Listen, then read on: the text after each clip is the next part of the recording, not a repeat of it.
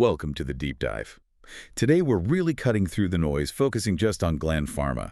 We've got their Q2 and H1 fiscal year 2026 results here, and it gives us, well, a really crucial look at a major player in generic injectables. That's right. And the main challenge for you listening in is figuring out what's really driving things versus what's just temporary noise.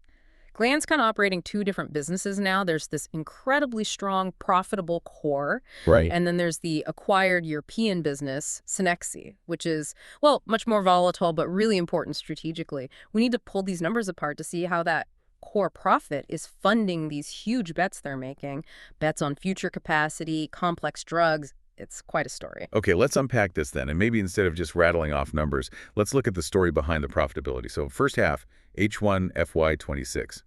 Revenue growth looked pretty solid. Yeah, solid's a good word. Up 7%, came in around 29.9 billion. But the real eye catcher was the profit jump. Right, the profit after tax, the BAT. Exactly. While revenue growth was, decent, PT soared. Up 30% year over year, almost 4 billion. That tells you right away they're getting much more profit from each sale compared to last year. A lot more efficient.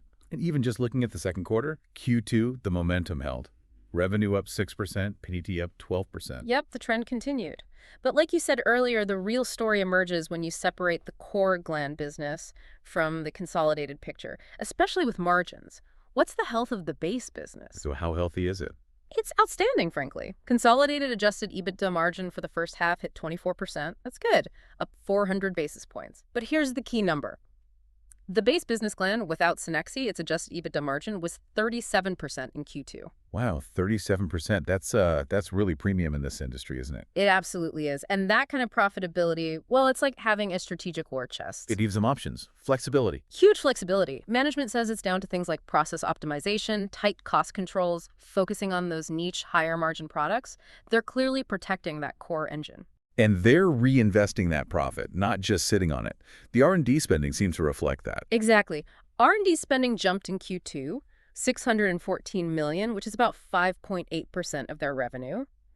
And it's not just general R&D. They're specifically targeting complex injectables, next-gen delivery systems, building the future profit streams. Okay, here's where it gets really interesting, I think. Because those strong overall numbers, they hide some pretty big, almost alarming swings when you look market by market. Right.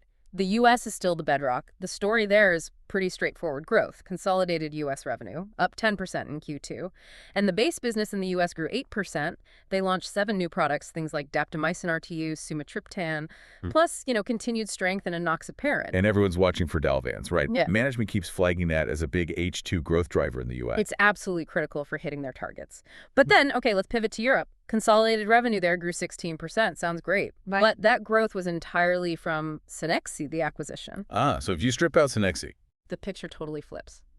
Base business revenue in Europe, it declined 42% year over year in Q2. 42%, that's huge. Management's explanation. They're blaming product phasing, timing issues, saying sales got pushed into later quarters. A 42% drop feels like more than just timing. Is there a risk it's something more structural, market share loss, Yeah. integration headaches? That's exactly the question everyone's asking. Their story is that the demand is still there, it's just logistics. But they have to show that recovery in Q3. If Europe's base business drops like that again, it puts a real dent in the whole profitability story outside the U.S. Okay, and what about the rest of the world, ROW and India? Similar mixed signals? Very similar. ROW consolidated revenue was basically flat for H1, up just 1%. But dig deeper. Gland's own product sales in ROW actually grew a healthy 19% in the first half, so they're gaining share with their own stuff. Okay, that's positive. It is. But that growth was almost completely wiped out by a massive 53% decline in their tech transfer and CMO revenue in the same regions. Wait, that 53% CMO decline, is that actually bad news? Or is it strategic, shifting focus? I think it's strategic. It looks like they're actively moving capacity away from lower margin contract work towards selling their own higher value products, managing the portfolio for value, not just volume. Makes sense. And India? India saw a 24% revenue decline in Q2. Just highlights the volatility you can get in some of these smaller markets. So if we pull all these threads together, management sticking to mid-teens consolidated growth guidance for the whole year, FY26. But given this, well, quite mixed first half, that means H2 needs to be incredibly strong, doesn't it? almost heroic. Absolutely. That mid-teens number now rests entirely on two big things happening in the second half. One, Hmm. the new U.S. launches, especially Dalvance, need to really take off. And two, they need that major recovery and stabilization in Europe from Cenexi. Huge execution dependency. Okay, so let's spend a moment on Cenexi then, Yeah. because turning that around is clearly vital for the full-year picture. How's the recovery actually going? Well, Cenexi's Q2 revenue came in at $40 million. That's up 21% year over year in euro terms. So good momentum, even with some planned shutdowns they had for upgrades. Shutdowns are never fun short-term, but necessary, I guess. Yeah, strategically essential. And the financial impact shows the turnaround is working. The EBITDA loss at Cenexi, it shrank quite a bit in H1, down to $5 million. That's a big improvement from the $11 million loss they had the previous year. Cutting the loss by more than half in 6 months is pretty aggressive progress. And operationally, what are the signs that give management confidence? They seem to have used the shutdown time well. Fontenay, one of the sites, got infrastructure upgrades, new equipment.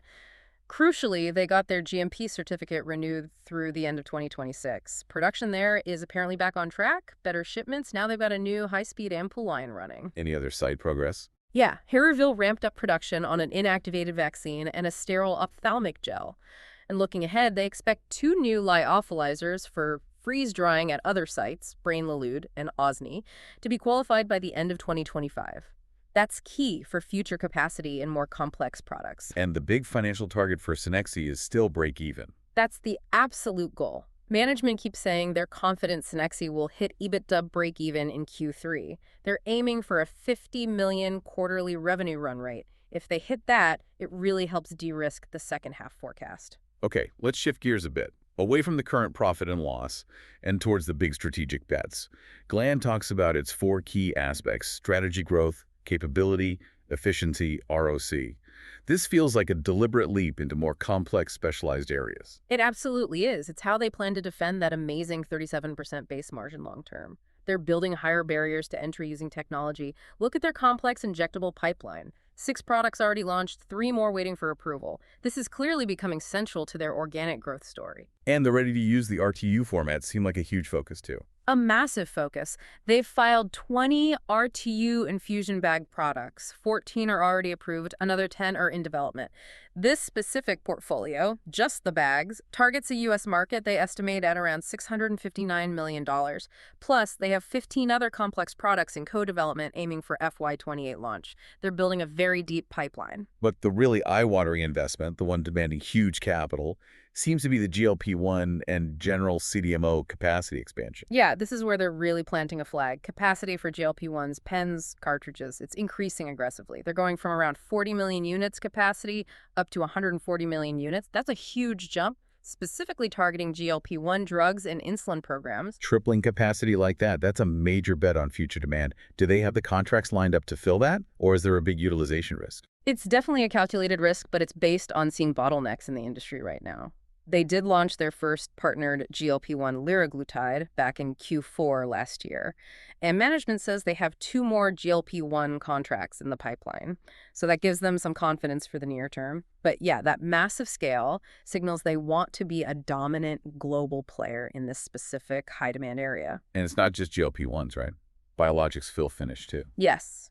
They're expanding biologic CDMO capacity, too, from 8,000 units up to 23,000, supporting biosimilars, other biologics. We're actually starting to see the first bit of revenue from their partnership with Dr. Reddy's lab showing up in the India market numbers now. So what's really fascinating here is this clear strategic shift, isn't it? They're moving beyond just being a reliable, generic injectable maker. Absolutely. They're becoming this high-end, innovation-focused CDMO and specialty company, using complex tech to create barriers, drive value, not just volume. That's the core of it. The game is changing from low-cost generics to being a specialized partner that can handle the tricky stuff at scale, complex formulations, delivery systems. This pivot is what underpins their whole long-term growth story. And it explains why management keeps saying they're looking at more acquisitions, but only ones that fit this complex, high-margin strategy. So pulling it all together then, what's the main takeaway for someone trying to get a handle on Gland Pharma today? I think the core conclusion is that they're doing a balancing act. and so far doing it well. They're using the incredible strength and profitability of their core base business. That 37% margin is the proof to fund these big necessary bets. Bets like turning around Cenexi and massively investing in future growth areas like complex injectables, biologics, and especially that huge GLP-1 CDMO capacity. It's all about setting up for sustained, value-driven growth in specialized fields. And recapping the path forward, that mid-teens growth target for this year isn't guaranteed. It really hinges on executing flawlessly in the second half, getting those U.S. launches right, and getting Cenexi to break even. The execution risk is definitely there. But the potential strategic payoff, if they pull it off, is, well, even bigger. So what does this all mean for you, thinking about this? Maybe consider the sheer scale of that GLP-1 capacity expansion, jumping from 40 million to 140 million units. Beyond liraglutide and insulin, what other big opportunities might Gland be positioning for to actually use all that new capacity? And how fast can that $659 million RTU bag opportunity really start showing up significantly in the sales numbers, given how many they've already got approved? That's your deep dive hallmark. Thanks for joining us.